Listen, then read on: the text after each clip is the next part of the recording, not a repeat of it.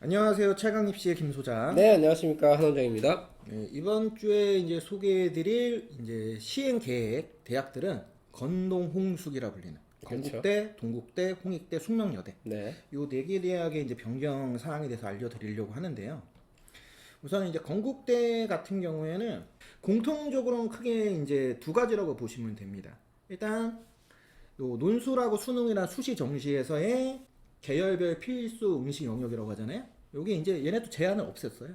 그래서 이제 선택 과목이 아예 없어졌다라고 보시면 되고, 그리고 또 하나는 건국대는 2025 입시부터 모든 대입 전형에서 학교 폭력 조치 사항을 반영하는데 총점에서 감점으로 적용됩니다. 저번 주부터 쭉 말씀드리는 건데, 이제는 진짜 학폭은 되게 중요한 이슈가 될 것 같아요. 아마 이제 이 다음이 현재 고등학교 2학년인 2026 대입 입시부터는 모든 전형의 모든 대학들이 다 반영을 할 거기 때문에 올해는 반영의 영향력을 늘려가고 있다. 이렇게 좀 이해를 해주시면 되고요. 이제 좀 더 구체적으로 봤을 때 이제 수시 모집에서의 변화점은 우리 일반고 학생들을 기준했을 때는 수시 모집에서는 변경한 게 거의 없어요. 그래서 뭐 요것만 말씀드리면 너무 짧다 보니까 그러면 올해 건국대에 그러면 일반적인 교과하고 종합전형은 어떻게 구성되어 있느냐, 작년하고 동일하지만 이제 올해 준비한 학생들을 위해서만 간략하게 말씀을 드리면 우선 학생부 교과는 KU 지역 균형이라 부릅니다. 추천 인원 제한이 없어요. 그래서 교과 70에 학생부 30%를 반영하는데 요 학생부는 뭘 보냐, 교과학습 발달 상황이라고 하는 일종의 일반적으로 우리가 얘기하는 그 내신 있죠. 네. 예, 그 내신 숫자들. 요거를 이제 학생부 30%를 반영을 하고 있다. 그러면 아무래도 가장 중요한 게 뭐 성취도. 요런 것들이 이제 좀 중요하게 반영이 되지 않느냐. 이렇게 좀 볼 수 있고. 그러면 추천 인원에 제한이 없다라는 건 학교에서 그냥 뭐 10명이든 20명이든 학생들이 원하면은 다 쓸 수 있다는 소린가요? 그렇죠. 실제로 추천 인원 제한이 없다라는 거는 뭐 어느 학생이든 지원만 하면 다 쓸 수 있다라고 하는 건데 뭐 작년에도 그렇고 항상 보면은 학교에서 어느 정도 이제 기준선을 세우죠. 어느 내신으로. 정도 그렇죠. 이제 입시 결과 컷이라고 하는 게 어느 정도 있다 보니까 그렇죠. 그 결과 컷에 그렇게 넘어가지는 않는 것 같아요. 옆에 있는 내용을 보시면 이제 학생부 교과하고 학생부 종합전형에서 반영하는 부분들에 대해서 제가 이제 캐치해 왔어요. 그래서 요거를 좀 참고해서 보시면 어떤 것들이 이제 평가 항목에 주로 들어가느냐 이런 것들 좀 볼 수 있죠. 교과 영역에서의 평가 요소 보시면 아시겠지만 학생부 교과에서는 학업 역량하고 진로 역량으로 이제 구별을 해서 보고 있는데 학업 역량은 이제 성취도하고 태도, 진로 역량은 교과 이수 노력, 그리고 관련 교과 성취도. 그러면 크게 두 가지를 보겠죠. 우리가 얘기하는 이제 내신이라고 하는 요 성취도하고 네. 또 하나는 이제 세특. 요 부분을 이제 반영해서 볼 것이다. 크게 두 가지가 어느 정도 이제 영향력을 발휘하느냐, 요거에 따라 합불의 결정이 될 것이고, 종합 전형은 이제 건국대는 KU 자기 추천이라고 하는 전형만을 가지고 있습니다. 면접형이에요. 그러니까 1단계에서는 3배도 서류로 모집을 하고 2단계 면접을 보는데 면접 반영 비중이 30%입니다.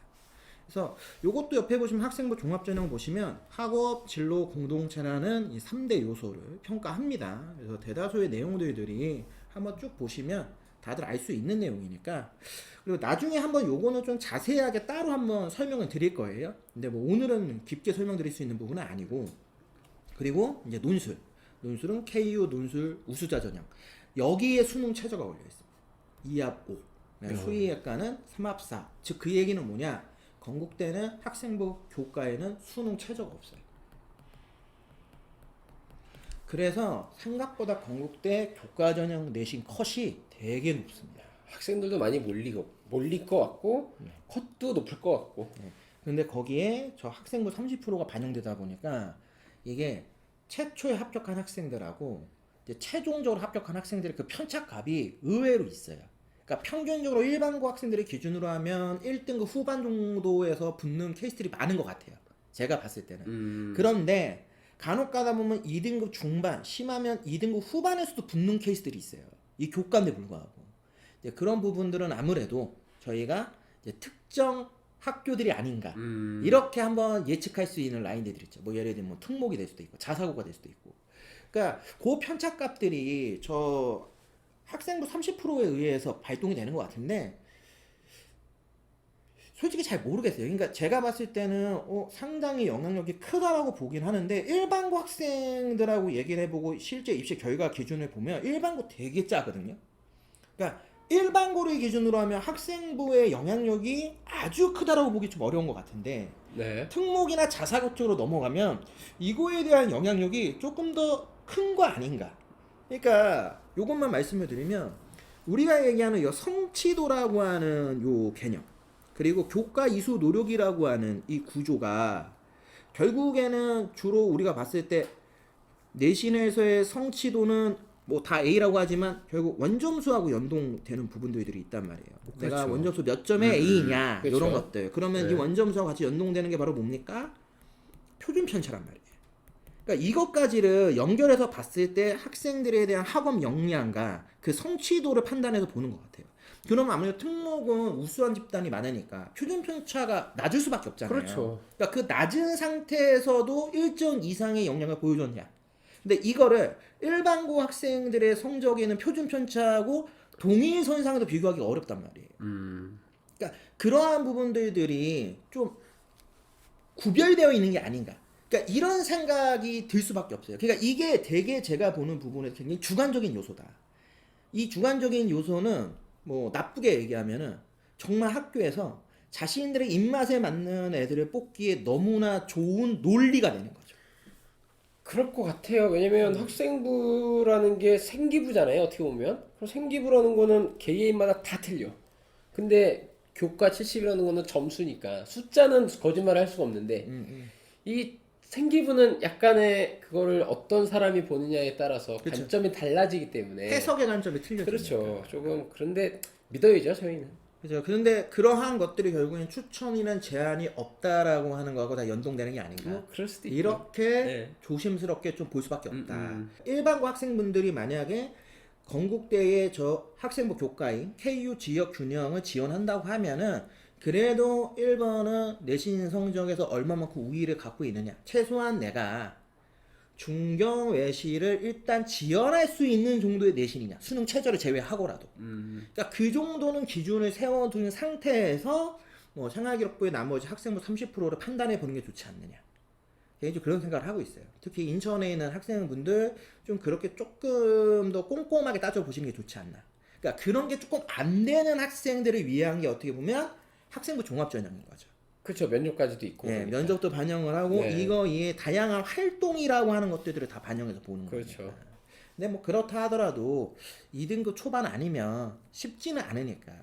논술 전형은 수능 최저 이하 모에 이제 수위는 3학 4라고 말씀을 드렸는데 그냥 논술 100입니다. 그래서 어떻게 보면은 이게 생각보다 제가 듣기로는 요 대치동 지역에 있는 이 강남 8학군이라고 하잖아요. 이 지역에 있는 학생들이 굉장히 많이 준비를 하는 걸로 알고 있어요. 왜냐면 좀 부담이 없으니까. 그쵸. 그리고 수능 최저 기준하면 2하 5잖아요. 네. 그러니까 그 친구들 입장에서 한번 할만하다라고 보고 그렇다고 하면은 저는 뭐 냉정하게 얘기한다면 우리 인천 지역에서는 송도 지역이나 아니면은 뭐 개인적으로 구월동, 연수동 요런 지역들 있잖아요. 아니면 이제 부평, 삼삼동 지역, 뭐 요즘에 뜨고 있다는 청라 맞네요. 이렇게 치니까 그러니까 요 지역에서 만약에 수능을 어느 정도 일정 이상 할 수 있다. 내가 점수가 나오는 것 같다라고 한다면은 내신이 안 됐을 때는 저런 논술 전형 같은 거를 한번 눈여겨보는 것도 전 나쁘지 않다. 저희가 아무래도 인천 지역에 있다 보니까 좀 인천 학생들을 기준으로 해서 말씀을 드리는 거니까 다른 지방 같은 경우에서 보신다고 하면은 그 지역의 막 교육특구 그렇죠. 그런 지역을 기준으로 해서 생각을 해보시면 좋을 것 같아요. 그래서 수능에서 일단 내가 수능 최저 이하보는 무난하게 맞출 수 있다라고 한다면 논술 전형 전 눈여겨볼 만하다. 왜냐면 결국에는 자연계열은 수리 논술만 보고 그렇죠. 인문계열은 되게 국어 사회 논술이란 말이에요. 충분히 해볼 만하지 않겠느냐라는 개인적인 생각을 갖고 있습니다. 그래서 수시는 이렇게 해서 정리를 하고 정시 같은 경우에도 큰 변화가 있지 않아요. 우리 일반고 학생들이 체감할 수 있는 것. 올해의 대학 수학 능력 시험에 대해서 좀 말씀을 드릴 건데 반영 방법이 변경됐습니다. 그러니까 이게 중요한 거죠. 그럼 올해 어떻게 바뀌었냐면 일단은 작년 기준 했을 때는 인문계열도 1, 2, 자연계열도 1, 2, 예체능도 1, 2에서 되게 세부 계열로 나눠갖고 수능에 대한 반영 비율을 되게 구체화시켰었어요. 그러면 인문 1, 인문 2, 자연 1, 자연 2, 예체능 1, 2가 과가 다 다른 거죠? 그렇죠. 근데 이거를 올해는 어떻게 바꿨느냐? 구분을 얘네가 거의 통합을 했습니다. 그래서 인문 계열은 인문 계열에 안 부르고 언어 언어라고 중심. 그러네. 학과들을 보시면 인문 계열 학과들 중심인데 주로 어문 계열 중심이에요. 근데 보시면 수리 중심이라고 하면 일반적으로 저희가 자연 계열을 생각을 그렇죠. 하잖아요. 자연 계열이 다 들어가 있는데 여기에 사회과학 계열이 들어가 있어요. 정치 정치 외교. 외교, 경제, 행정, 국제 무역, 뭐 응용 통계, 경영, 부동산 같은 경우가 원래는 인문 2였어요. 작년 기준하면. 근데 이게 전부 수리 중심. 야. 그럼 왜 이렇게 들어왔냐? 수학에 대한 반영 비율을 중요시 여긴다라고 보는 거죠. 아니면 교차하지 마라. 그냥 일로 와라. 이거 같은데요? 어떻게 보면 이거 자체가 교차라는 그러니까. 얘기죠. 그냥, 네. 그냥 편하게 해라. 우리가 뭐 인문계열에 대한 교차다 이런 얘기 안 한다. 네가 수학 잘하면 수리 중심으로 지원하고 네가 국어 잘하면 언어 중심을 지원해라. 왜냐? 언어 중심은 국어가 40%, 그러네. 수리 중심은 수학이 40%. 나머지 다 똑같네. 나머지 똑같고. 네. 그러면 국어하고 수학에 대한 반영 비율을 둘 다 70%로 굉장히 높였단 말이에요. 근데 아무튼 핵심 과목을 이제 메인으로 삼아놓은 거고, 예체능 같은 경우에는 이제 세 과목 반영을 하는데 국어하고 영어는 필수, 그다음에 수학하고 탐구 중에는 선택. 그래서 예술하고 체육 계열, 음악 계열이 전부 여기 포함이다. 그러니까 예전에 한번 말씀을 드렸잖아요. 이제는 우리가 뭐 인문 계열이다, 뭐 자연 계열이다, 공학 계열이다, 의미가 없다. 왜? 학교가 더 이상은 그렇게 해서 지금 구별을 안 하고 있다라고 말씀드리는 거죠. 아직까지 수시에서는 이제 모집 단위가 학과별 모집 단위가 많다 보니까 그렇죠. 수시에서는 체감하기가 어려운데 정시에서는 체감하기가 좋게 만들어 놓은 거죠. 요렇게 해버리면은 어떻게 보면 학생들 입장에서 수능에 대한 반영 방법을 직관적으로 보긴 되게 좋죠. 그리고 영어 같은 경우에도 2024, 2025년 약간 차이가 있습니다. 작년에는 인문 자연 계열을 구별해 갖고 환산표를 만들었는데 올해부터는 통합입니다. 공통으로. 어차피 국어 수학으로 갈리기 때문에 영어에서는 그냥 통합을 해도 상관이 없다라고 대학이 판단한 거겠죠. 그러니까 올해 만약 건국대를 정시까지 노린다라고 하면은 이런 부분에서 좀 주목해서 봐야 되는 건 본인이 실제로는 수능 점수가 나온 다음 그 수능 점수에서 훨씬 더 유리한 과목에 맞춰서 지원 전략을 짜야 된다. 그리고 그런 것들이 건국대 같은 경우에는 용이하게 짤 수 있게 세팅이 되어 있다. 그러니까 이런 것들을 조금 참고하시면 돼요. 다만 아쉬운 건 뭐냐면 정치외교나 행정학 같은 경우에는 일반적인 전통적인 인문계열의 사회학 계열이란 말이에요. 학생들이 인기도 꽤 그렇죠. 높았고 인지도도 높고. 근데 여기를 수리 중심으로 넣으면서 어떻게 보면 교차의 폭을 넓혀줬다라는 거는 순수한 인문계열 지원자들 입장에서 아쉽죠. 그러니까 경영이나 경제가 수학에 대한 반영비를 높인 것까지는 이해를 할 수 있는데 정치 외교가 왜 들어갔을까요? 정치외교하고 행정 같은, 그러니까 정치외교와 행정이라고 하는 게 실질적으로 수학적으로 어느 정도 이게 그 학문적까지 이제 영향을 끼치는지 잘 모르겠어요. 저도 뭐 이과 출신은 아니니까. 근데 이거를 여기다 넣었다라는 건 단순하게 얘기하면 인기학과다. 인기학과이니 이거를 그냥 국어 반영비를 높여갖고 인문계열 학생들을 유리하게 지원할 수 있게 하는 거는 조금 아닌 것 같다. 실제로는 대학 입장에서 교차를 이렇게 허용해줬다는 건 점수 더 좋은 애들을 받겠다는 것밖에 없어요. 그게 아니면 솔직히 인문계열에서 가장 인기가 좋은 과 중에 하나인데 그러니까 좀 그게 선이 넘었어. 이거는 저쪽으로 선이. 갔다라는 게 좀 그러네요. 이것만큼은 2026년에 다시 돌아갔으면 좋겠습니다. 진짜. 이것만큼은 돌아가야 된다. 이거는 좀 아니다. 이거는 좀 너무했어. 왜냐면 문과에서 갈만한 학과가 없어. 이렇게 하면 진짜 어문 계열 빼고는 어문계열 빼고는 갈만하고 이렇게 그게 없네. 관심을 확 하고 가질만한 게 없어. 그러면 내가 볼 때 애들이 주로 융합인재나 글로벌 비즈니스로 몰리지. 몰릴 수밖에 없단 그치. 말이야. 왜냐면 그나마 확장 범위가 있는 과가 이밖에 없으니까.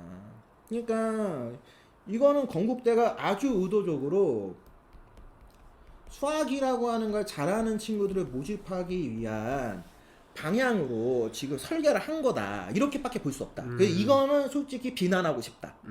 요 말씀을 드리면서 건국대 편 마무리하도록 하겠습니다. 동국대입니다. 동국대도 건국대와 마찬가지로 아주 큰 변화를 갖고 있진 않아요. 근데 이제 몇몇 그래도 건대에 비하면 주목해서 볼 만한 게 있는데, 첫 번째는 학생부 교과. 여기는 이제 학교장 추천 인재 전형이라고 얘기를 하는데 서류 종합 평가의 영역을 좀 바꿨어요. 요거는 좀 의미가 꽤 있죠. 기존에는 생활기록부의 전체 영역을 다 봤습니다. 옆에 보시면 학교 생활기록부 전 용역을 다 봤어요. 그러니까 실제로는 동국대는 교과라고 얘기를 했지만 거의 종합이었어요. 종합이네. 다 봤으면. 그냥 종합이었어요. 네. 그러니까 종합형 교과다 뭐 이렇게 봐야 되는데 근데 올해는 바꿨습니다. 생기부 교과 관련 영역만 반영하겠다. 그러면 이 얘기는 건대하고 똑같아진 거예요. 그래서 교과 학습 발달 상황 세트 여기 이제 좀 더 추가하는 게 출결하고 행특까지 받았다. 그러면 뭐가 빠진 거냐면 이제 창체라고 하잖아요. 창의적 체험 활동이라는 요거를 이제 빼버린 거죠. 요거를. 기존보다는 확실히 많이 뺐어요. 하지만 그래도 딱 봤을 때는 약간은 종합전형의 느낌이 아주 지워졌다고 보기 좀 어렵죠. 그래서 여기도 교과인데에 불구하고 편차가 심합니다. 건대하고 비슷해요. 일반고 학생들 기준하면은 맥스가 거의 2등급 극초. 그런데 제가 작년에 뭐 자사고나 이제 뭐 특목 애들 좀 보면은 저 교과 전형인데 불구하고 2등급 중반대에서도 붙는 케이스들을 제가 본 적이 있어요. 그러면 거의 동일하게 저도 이제 받아들이는 거죠. 거기에 여기는 학생부 전형으로 다 반영했거든요. 그게 뭐 10%가 들어가든 20%가 들어가든 30%가 들어가든 그거를 통해서 2등급 초반에서 줄 세워서 끝나는 게 아니라 중간 점프해서 중반대에서도 붙을 수 있다라고 하는 게 어떻게 보면 교과 전형이지만 치고 논란이 될 만한 거죠. 그렇죠. 근데 그거를 또 보고 우리 또 일반계 다니시는 학부모님들은 그 등급에도 동국대를 갈 수 있어? 라고 또 착각을 하실 수도 있고. 뭐 100% 아예 안 된다고 할 수 없지만 되게 희박한 확률이 그렇죠. 네. 일반고에서 생활기록부라고 하는 게 분명히 좀 한정적인 부분들이 있으니까. 뭐 두 번째는 이제 기회균형 통합 전형에서 1단계 선발 배수를 기존의 5배수에서 4배수로 줄였다라는 거. 그리고 논술 전형은 수능 최저의 반영 영역 제한을 폐지했어요. 그러니까 자연계열이지만 과탐이 아니라 사탐이나 과탐을 다 허용해준다. 이렇게 이제 바꿨다라는 거. 그래서 이런 부분들에서의 좀 변화한 모습이 있다. 그래서 건대보다는 조금 더 의미 있는 변화가 있었다라고 좀 생각을 하시면 돼요. 대신 그 의미 있는 변화를 그냥 정확하게 얘기하면 제가 볼 때는 교과는 건대나 동국대가 그냥 교과 전형은 똑같아졌다. 이렇게 이해하셔도 좋지 않나. 왜냐면 요 정도 쓰는 애들이 출결하고 행특이 나쁘다고 보면 안 되거든요. 그렇죠. 그러면 거의 유사하다. 전형. 동국대가 예전에는 그 잘하는 과목 10개만 모았잖아요. 네. 올해도 똑같나요? 네, 올해도 똑같습니다. 그거로 네. 기본으로 해서 이렇게 그거를 나가는 거예요? 기본으로 하는데 실제로 그래서 작년 입결 때 그 10과목에 대한 입시 결과를 처음 오픈했어요. 그 작년에? 전까지는 붙어도 전 과목에 대한 그냥 입결 결과를 보여줬어요. 그래서 기존에는 실제로는 합격했을 때 막 2.2 막 이런 식의 컷이 나왔어요. 근데 작년에 걸로 계산을 해보면 거의 1.3 미만 이런 식으로. 그러니까 물론 10과목이라고 하는 부분이 있기 때문에 이거를 뭐 우리가 직관적으로 단정해서 보기는 어렵겠지만 아마 유사성이 있을 것이다 라고 보는 게 맞다. 물론 정말 특정 10과목만 압도적으로 잘한 친구들을 있기 때문에 또 동대를 쓰고 건대를 안 쓸 수도 있겠죠.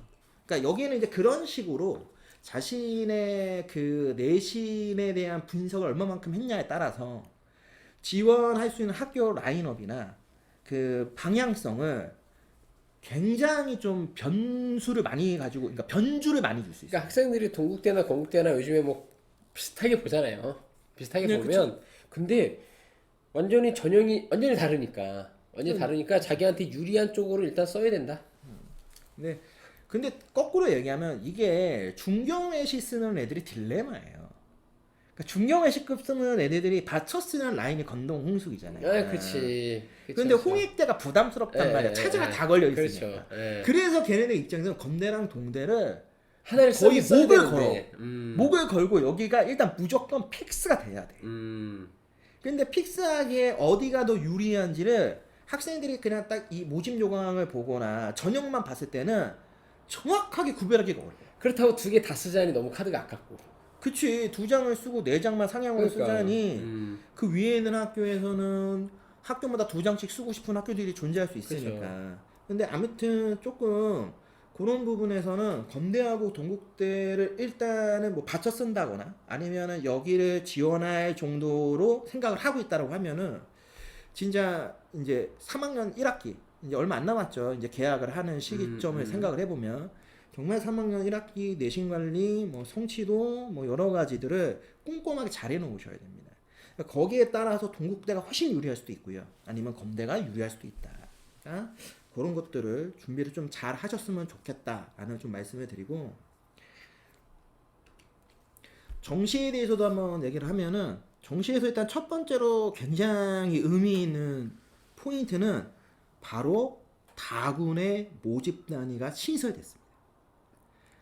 우리가 작년 겨울에, 그러니까 우리가 작년 정시 얘기할 때도 말씀드렸지만, 그렇죠. 다군이 진짜 쓸만한 학교나 학과나 라인이 많지가 않아요. 그 지원할 수 있는 폭이 좀 넓어졌다라고 보면 되겠네요. 다군에서. 그렇게 이해하시는 게 맞는 것 같아요. 거기에 지금 봤을 때 일단 눈에 들어오는 과가 두 개 과가 있죠. 경찰. 경찰행정과 시스템 반도체. 그리고 인문계 대장, 자연계 대장. 그러니까 동국대 기준 했을 때 의대가 없으니까 그렇죠. 양 대장을 다군에다가 갖다 놨다. 이 얘기는 이제 의미 부여를 할 수 있죠. 그러니까 이렇게 해버리면은 중앙대 입장이 야. 되게 애매한 거야. 그러네, 진짜. 그러니까 중앙대를 당연히 애들이 쓰는데 밑에 동국대 왜 중대를 써야 돼? 왜 동대를 써? 하고 있는데 반도체? 경찰? 아니면 경찰행정? 이 상이 엮여지게 되면은 학생들 입장에서는 이제 진짜 학교 네임밸류냐 그렇지. 아니면 과로 그냥 진짜 가느냐. 과로 가느냐 이 고민을 할 수밖에 없는. 그러니까 구조를 다군을 그러니까 아마 올해 정시는 이 다군이 좀 재밌을 것 같아요. 좀 관전 포인트가 조금 더 풍성해지고 있다.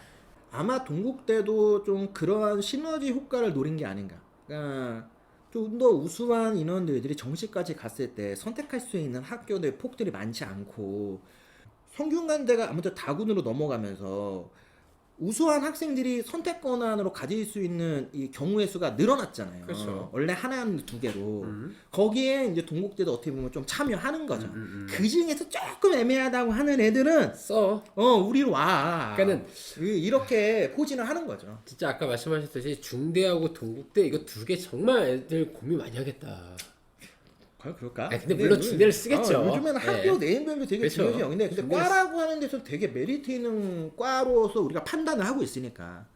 동국대와 경찰행정 워낙 전통적이지 않습니까? 그렇죠. 시스템 반도체 이제 새로 이제 만들면서 최근에 이쪽으로도 굉장히 많이 지금 학생들이 몰리고 있는 게 사실이에요. 그러면 동국대도 결국 이제 그 흐름을 편성한다. 거기에 그거보다 안 되지만 그래도 홍익대 밑으로 쓰기 애매한 애들은 니네 물리학 가서 약간 그 라인업을 구성을 했다. 이게 이제 올해 동국대의 이제 모집단위 신설 얘기고, 정시에서도 필수 응시 영역 제한을 전부 없앴어요. 그래서 동국대도 전부 없어졌다. 그리고 수능 반영 영역 및 반영 비율하고 가산점 부여 방법이 좀 바뀌었습니다. 왜냐면 이제 필수 응시 영역이 없어지면서 바뀌어버렸죠. 일단은 반영 영역 기준에서 보시면은 인문계열, 자연계열, 이제 뭐 소프트웨어, 인문계열, 조서 전공 이렇게 해서 기존하고 뭐 큰 차이는 없어요. 대신 반영 비율을 봤을 때 가장 중요한 게 뭐냐면 일단은 수학에 대한 반영 비율을 35% 정도로 자연계열하고 요 AI 소프트는 고정을 시켰다라는 거. 그리고 인문계열이나 뭐 영화 영상은 국어를 35% 고정을 했다. 그러면 이거는 건국대가 아까 얘기했지만 건국대는 기본적으로 40, 30이었잖아요. 그렇죠. 그래서 70%를 국수라는 데다가 집중으로 투자를 했다면 동국대는 그거보다는 좀 후하다. 왜냐? 전체 반영 비율이 60%다. 그 얘기는 뭐하고 연동되냐? 탐구에 대한 비중이 건대보다 높다라는 거예요. 그렇죠. 탐구에 대한 비중이 25%예요. 그러면 동일 점수에서 엇비슷하게 나왔을 때 탐구가 더 잘 나온 친구들은 동국대가 훨씬 유리한 상황이 되겠죠. 그러니까 그런 식으로 건대하고 동대는 정시에서의 수능 반영 영역의 비율에 맞춰서 아마 조정이 될 것이다.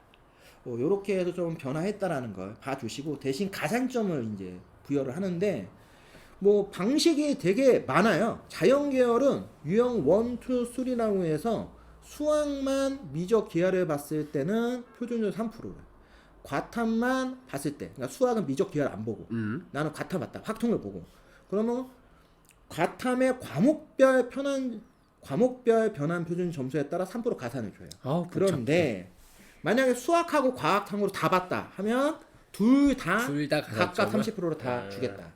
그러니까 이제 옵션을 이렇게 부여한 거죠. 옛날에는 무조건 이게 다 들어갔는데 이제는 선택을 해야 되니까. 그리고 AI 소프트웨어 융합 인문 계열은 거꾸로 사회탐구에 사회탐구. 3% 가산점을 주겠다. 그래서 이렇게 가산점 부여 방법도 생겼다라는 거. 이게 이제 동국대다. 홍익대입니다. 바뀐 게 거의 없어요. 똑같아요. 네. 그래서 뭐 바뀌었다고 하면은 수시에서는 저 공연 예술학부, 저 뮤지컬 전공, 요거 모집 인원을 조정했다. 기존에는 수시하고 정시에서 따로 뽑았는데 네. 올해부터는 이제 수시로만 다 뽑는다라는 거. 이거 빼면 아무것도 없습니다. 그래서 그냥 홍익대의 올해의 이제 수시 전형만 간략하게 한번 말씀을 드리면 홍익대는 일단 이 라인에 있는 학교 어떻게 보면은 대한민국에 있는 모든 4년제 대학들의 입시 전형 중에서 가장 좀 독특해요. 왜냐? 모든 전형에 수능 최저를 다 걸었습니다. 자신감인가? 뭐 그건 모르겠어요. 근데 일단은 교과 전형은 3학 8일. 3학 8을 걸었고 학교생활 우수자 전형이라고 하는 서류 100%. 네. 이것도 수능 최저가 걸려있어요. 3학 8. 미술 우수자 전형. 이거 예체능이잖아요. 네. 여기도 수능 최저가 걸렸습니다. 3학 9. 야. 그리고 논술 전형도 3학 8. 그러니까 모든 전형에 다 3합이야. 3합 그것도 2합도 아니고 3합으로. 그러니까 이게 홍익대가 정말 이 수능 최저라고 하는 허들이 진짜 만만치 않은 학교예요. 왜냐면 원래 이 정도 라인부터는 다 2합이란 그러니까. 아니면 건대 동대처럼 아예 그러니까 최저를 없애거나. 그런데 여기는 교과부터 논술까지 다 3합. 실제로 다 3합 8이라 보시는 게 맞죠. 그러니까 미술 우수자는 예체능이니까 좀 별개야. 근데 그렇죠. 미술 우수자도 3합 9면 되게 센 되게 센 거거든요. 거죠. 그러니까 이거는 뭐 자기네가 서울대 미대다우면 네, 우리다. 그렇죠. 네. 이거를 이제 확실하게 표현하는 거지. 야 그렇게 해서 정시 갈 거면 여기 써. 이거 딱 얘기하는 거거든. 그러니까 그 정도로 어떻게 보면 수능 최저라고 하는 부분을 기준으로 해서 학원 역량을 좀 엄격하게 체크를 하고 있다. 요렇게 일단은 보시는 게 맞다. 그래서 실제로 이거를 노리는 일반고 학생들이 되게 많습니다. 왜? 이게 허들이 높다 보니까 입결 내신 컷이 아까 말씀드린 건대나 동대에 비하면 좀 낮아요. 근데 대신에 저 3합 8을 네. 넘어야 되니까. 그런 것도 있죠. 근데 그 낮은 게 그냥 매우 많이 낮은 것도 아니야. 다만 그래도 홍익대를 쓴다라고 했을 때는 저도 이제 컨설팅을 하거나 상담을 해보면은 느껴지는 건 있어요. 아 얘는 정시까지 그냥 가는 애다. 아니 뭐 그렇죠. 네. 그러니까 이 홍대를 쓰는 친구들을 보면 특징이 하나 있어요. 상향으로 써요. 상향이나 네. 그러니까 하향이라고 하잖아요. 밑에 있는 라인. 그러니까 밑에 있는 라인을 거의 안 쓰고, 써. 그러니까 홍대가 끝이잖아. 그러니까 오히려 홍대에 전형을 2개를 쓰거나. 아. 이런 식으로 이제 복수로 쓰고 위에 라인에서는 차라리 뭐 건대나 동대를 노려본다. 그렇게 해가지고 위에를 떨어지면 노려본다거나. 만약에 다 떨어지면 그냥 자기는 정시까지 가겠다. 아니면 아예 뭐 과감하게 시립대, 뭐 3합 7 아. 이런 거 그냥 한번 세게 노린다. 이런 전략들이 많이 있어. 그게 아니면은 2합 5 정도 맞출 수 있는 애들이 그러면 이제 경희대. 그런데. 아니면은 진짜 낮게 봤을 때 쓰는 애들이 어느 학교 쓰는 애들은 국민대. 2합 6라인. 근데 내가 딱 봐도 2합 5는 무조건 나와. 그러니까 2합 6은 난 무조건 찍어. 그러니까 이런 애들 입장에서는 한 과목만 더 해가지고 한번 조합을 해볼까? 그럼 홍대 노려볼만 한데. 왜냐면 국민대를 만약 교과로 해서 쓸 정도의 레벨이면 2등급 초반이 좀 안 되는 애들이. 그러니까 걔네들이 현실적으로 판단했을 때는 건대 동대가 애매하단 말이야.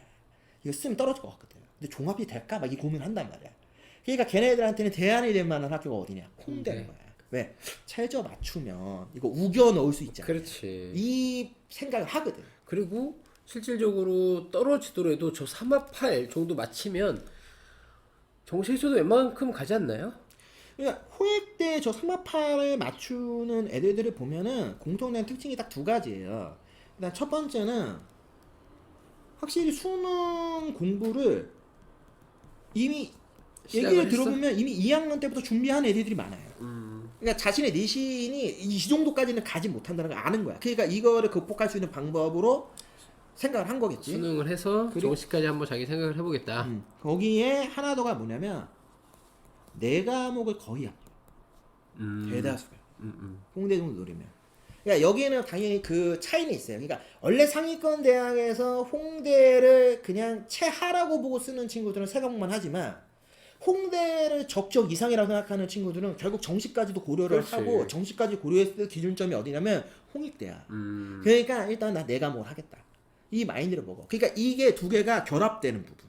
그러니까 수능을 2학년 때부터 하는 거야, 얘네들. 꾸준히 해놓고 3학년 때 탐구까지를 결합을 해버리는 거죠.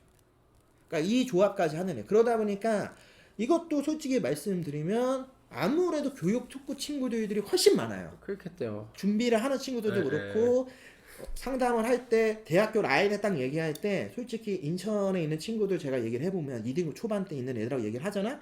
얘기를 하면은 뭐 거의 대다수 학교들이 다 나오는데 홍대 잘 안 나와.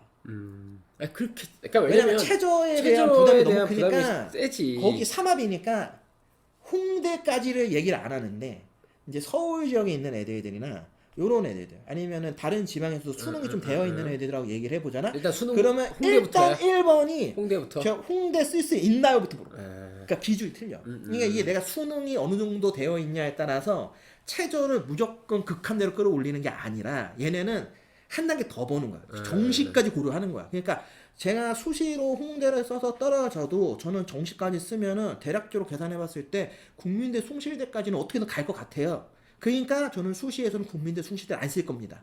약간 그 마인드야. 그럼 홍대 쓰고 그다음 아니냐 상향을 써버리든가. 뭐 그렇게 쓰거나 만약에 내신이 안 되는데 쓰는 애들은 그렇게 하면 이제 국민대가 숭실대까지 그치. 쓰긴 하겠죠. 근데 대개 홍대 쓰면 저는 반 정도는 지원자의 한 절반 정도는 홍대 밑은 일단은 정시까지 일대로 한정 짓는 것 같아요. 그러니까 수시에서 굳이라는 생각은 안 한 것 같아요. 뭐 다는 아니라 한 절반 정도. 근데 나머지 절반은 당연히 홍익대를 최고 목표로 세우는 거니까 3합8에 목을 거는 거지. 그러니까 그런 부분들이 좀 두드러져요. 그게 솔직히 얘기하면 교과보다 더 두드러지는 게 종합이에요. 종합은 그런 말도 있어요. 맞추기만 하면 간다. 뭐 이런 얘기가 있을 정도야. 애들 입장에서. 상위권에 쓰던 왜냐면 상위권 애들은 저 학교장 추천위는 교과로 해서 3합8에 가려고 하지 종합을 안 가려고 하거든요. 그럼 저 3합8의 종합은 누가 쓰냐면 주로 쓰는 애들이 두 가지 부류. 내신이 안 되는데 수능 되는 애들. 아까 얘기한 논술러나 정시러들. 요 부류가 있고 또 한 부류가 누구냐? 재수생. 수시 재수. 수시 재수. 수시 재수하는 애들 중에서 어차피 정시 가. 그렇지. 그러니까 어차피 내가 6논술 써야 되는데 3합 8이잖아. 그러니까 종합 하나 써보지 뭐 내가 논술을 6번이나 봐야 돼? 이런 애들이 있어. 그러면 이거 쓰는 거야 옵션으로. 모르잖아. 그러면 여기서 진짜 도망가는 친구들도 많겠네. 심지어 서류 100이잖아. 면접도 없어. 그러니까 이게 재수하는 애들하고 수능이 되는데 이 내신이 안 되는 애들이 되게 한번 써볼만 하다고 보는 거야. 면접이 없으니까 면접에 대한 부담도 없고. 그리고 그러니까 딱 그 정도 쓸 수 있는 애들이니까 여기는 붙었을 때 걔네들 입장에서 납치라고 보지도 않지. 그냥 가는 거지. 그래서 3합8만 일단 맞춰놓고 기도하는 거네. 기도보단 기다리는 거죠. 대기 번호 끊고 내 앞에서 끊기냐, 나까지 가냐, 요거 보는 거죠. 이제 요게 이제 홍익대의 이제 수시 전형이 갖고 있는 좀 공통된 특징, 지원자들의 어떤 성향 요런 것들이 좀 보시면 좋지 않을까 보고. 정시 같은 경우에도 아까 얘기한 공원예술학부에 작년까지 정시 2명 모집한 게 수시로 가서 여긴 아예 변화가 없어요. 그러면 실제로 이제 올해의 홍익대는 정시는 어떻게 뽑느냐. 일단은 서울 캠퍼스를 기준으로 해서만 말씀을 드릴 겁니다. 다만 홍익대는 서울 캠이 나군에 80명, 다군에서 768명을 뽑아요. 그러니까 이것 때문에 홍익대가 다군이 메인인 거의 유일한 학교예요. 근데 이제 아무튼 올해 동국대가 들어오게 되면 어떤 이제 변수가 생길지 알 수는 없지만 아마 여기서도 조금 많은 실제 입시 결과에서 변화 폭이 있을 거라고 보여지고 있고요. 실제로 인문 예능 계열, 자연 예능 계열, 인문하고 자연으로 이제 구별을 하고 있고 홍익대의 대학 수학 능력 시험 필수 응시 영역을 기준으로 하면 여태까지 저희가 필수 응시 영역 제한을 다 해지한 학교들만 봤잖아요. 그렇죠. 거의 유일하게 요 라인에서는 홍익대는 유지하고 있어요. 그래서 자연 계열은 수학은 무조건 미적이랑 기하를 봐야 되고 탐구는 과탐 봐야 됩니다. 무조건입니다. 아직까지 고수하고 있어요. 실제로 홍익대는 요밖에 없어요.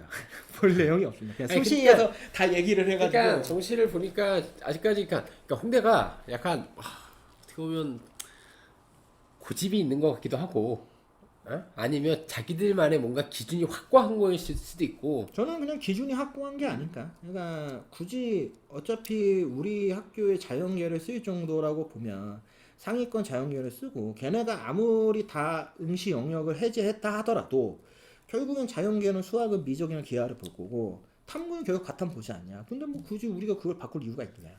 뭐 그런 생각을 아직까지 갖고 있을 수 있죠. 왜냐면 얘네는 수능 최저가 전전형에 다 걸려 있잖아요. 그러니까. 이거를 해제하게 되면 수능 최저에서도 이 흐름이 많이 바뀔 거예요. 그러니까 그것도 아직까지는 홍익대 입장에서는 한 번에 다 바꾸기가 좀 어렵다라고 판단한 게 아닌가. 왜냐면 어차피 2028년이 되면 그렇죠. 그냥 다 바뀌어. 그러니까 얘네들 입장에서 2025, 26, 27 그냥 3년 그냥 갖고 가도 무난하다. 그냥 쓰고 싶은 애들 써라. 그러니까 그러니까 지원 자격 조건이 되는 애들만 그냥 써라. 아니면 지원 자격 조건을 니네가 나한테 맞춰라. 얘네는 이 마인드인 거지. 그다음 이제 숙명여대. 드디어 여대 나왔네요. 네, 숙명여대는 좀 많이 바뀌었어요. 그래서 첫 번째 이제 수시 모집부터 보면은 일단은 학생부 종합 전형이 원래 숙명여대는 면접형하고 서류형 두 개가 같이 있었거든요. 네. 근데 올해부터 이거를 면접형으로 통합합니다. 그래서 서류형이 없어져요. 원래 면접형 284명, 서류형 91명을 뽑았어요. 근데 이거를 면접형으로 통합을 하면서 395명으로 실질적으로 인원도 좀 늘렸어요. 10명 정도, 20명 정도 인원을 늘렸어요. 그리고 학생부 종합전형에 기존에는 디지털 융합 인재 전형이라는 이름으로 어떻게 보면 이제 소프트, IT 계열 인재를 뽑았는데 이름을 바꿨어요. 소프트웨어 인재라는 이제 이름으로. 그리고 중요한 게 뭐냐면 모집 인원을 대폭 줄였어요. 오, 많이 기존에 줄였네요. 70명을 뽑았는데 거의 절반이 조금 넘는 44명 완전히 줄였죠. 그리고 교과와 논술에서의 수능 최저의 반영 영역 요거 지정 영역을 전부 폐지시켰습니다. 그래서 자연계에서는 선택 과목은 미지정이고 탐구는 사탐, 과탐 다 지원이 가능하다. 논술은 약학부 4명을 모집하는 신설을 만들었어요. 그러니까 원래 논술 전형에서 약학부를 안 모집했는데 4명을 이제 올해부터 논술 4명 뽑겠다. 이걸 한 이유는 뭘까요? 4명을 위해서 굳이. 내일부터 이제 그 경쟁률 신기록 세우려고 하는 말이야. 경쟁률 신기록. 정말? 한 조심스럽지만 한 100대 1 정도 나오지 않겠느냐. 한 100대 1은 나올 수 있다. 아니 그것도 진짜 가장 핫한 약학부를 그렇게 4명을 모집을 하면. 근데 세요. 수능 최저가 3합 4인데 수학 필수. 수학이 필수에 탐구는 무조건 과탐 한 과목을 필수로 선택해야 돼. 그러니까 어떻게 보면 그냥 미적 보고 과탐 봐라. 약간 그 그쵸? 느낌. 네. 확통 보고 아무튼 과탐 봐라.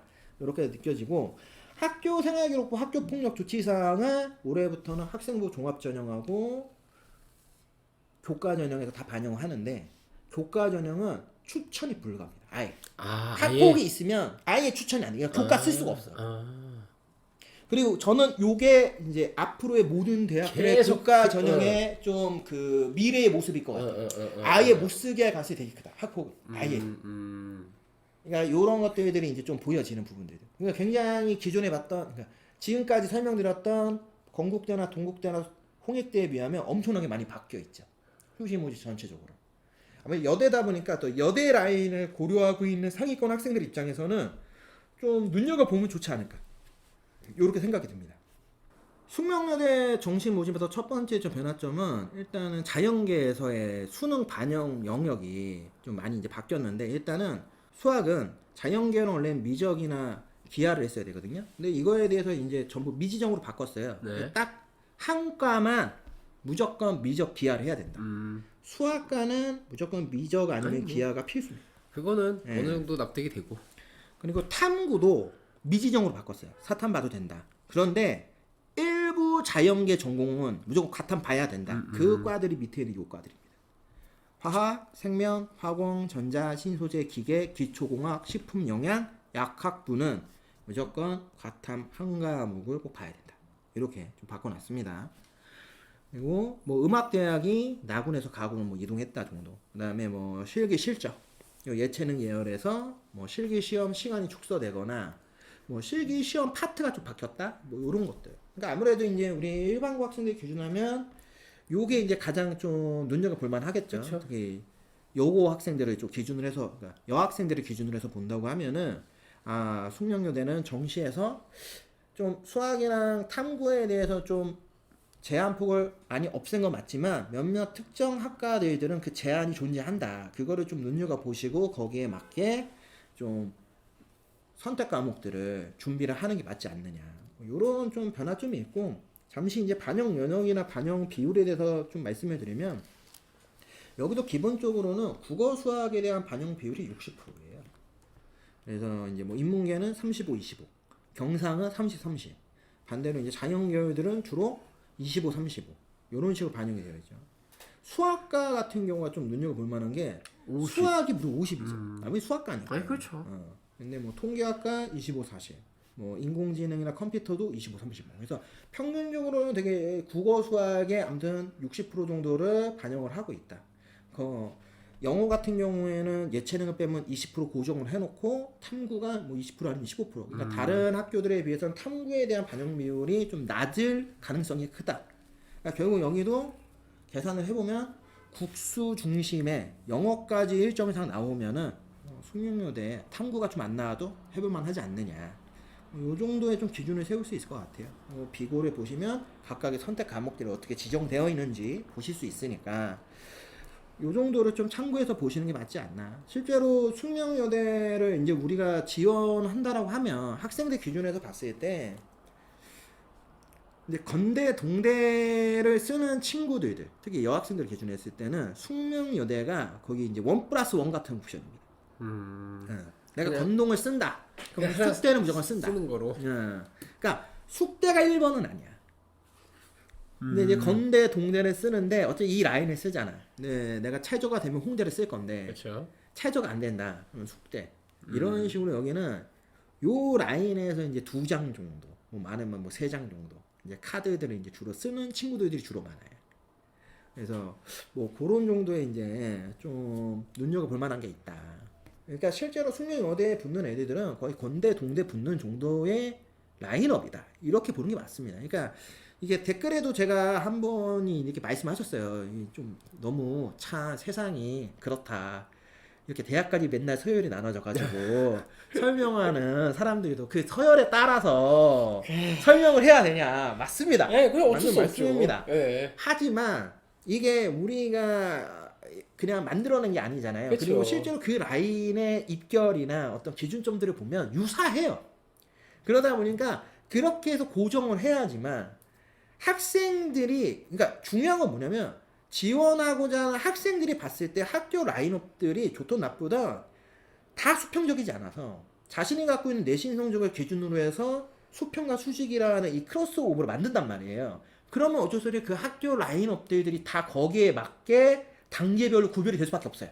그러니까 그래서 설명을 그렇게 드리는 거지 그게 아니어서 저도 가나다라 순으로 하면은 그렇죠. 가천대부터 시작해야죠. 그렇죠. 근데 그런 개념이다. 근데 만약에 근데 진짜 맞아. 가나다 순으로 하면 학생들 더 혼돈돼요. 네. 마음이 좀 그렇지만 어쩔 수 없다. 그리고 아무튼 많이 안 번다. 그것도 존재한다. 그렇죠. 라는 네. 말씀을 드리면서 이제 오늘 숙명여대 이렇게 해서 마무리하겠습니다. 오늘 이제 건동홍숙이라고 하는 이제 학교 라인업들을 한번 봤습니다. 그래서 많이 바뀐 학교는 실제로는 이제 숙명여대가 가장 많이 바뀐 거고, 솔직히 건국대나 동국대나 홍익대는 기본적으로 그렇게 많이 바뀌었다고 보기는 어렵습니다. 만약에 준비를 한다고 했을 때 내가 미리 준비를 할 거다. 근데 이게 계획안이잖아요. 그렇죠. 모집 요강이 5월, 6월이 나오거든요. 근데 그때부터 모집 요강에 맞춰갖고 그러니까 종합 전형을 준비하거나 뭐 교과 전형이 내가 맞냐 안 맞냐를 판단하려면은 시간이 좀 부족할 수 있어요. 근데 얘네는 전형이 똑같으니까 저는 그냥 팁으로만 말씀을 드리면 건국대, 동국대, 홍익대 같은 경우에는 학교 홈페이지에 가시면 작년에 이 모집 요강과 함께 학생부 종합 전형을 어떻게 준비해야 되는지에 대한 가이드들이 학교마다 다 있어요. 그러니까 그거를 그냥 그대로 보셔도 무방할 것 같다. 그러니까 그거를 보고 거기에 맞춰서 지금부터 남아있는 기간 동안 어떻게 준비할 건지 아직은 이제 2월이니까 천천히 전략을 짜면서 새 학기를 준비하시면 조금 더 도움이 되지 않을까. 요거는 비단 3학년뿐만 아니라 2학년 학생 여러분들, 1학년 학생 여러분들도 한 번쯤은 그런 학교에서 제공하고 있는 우리 학교의 학생부 종합전형 가이드, 근데 뭐 모집 요강 이런 것들은 한번 봐보시면 솔직히 도움이 되실 거예요. 아, 어떻게 방향을 잡아야 되는지.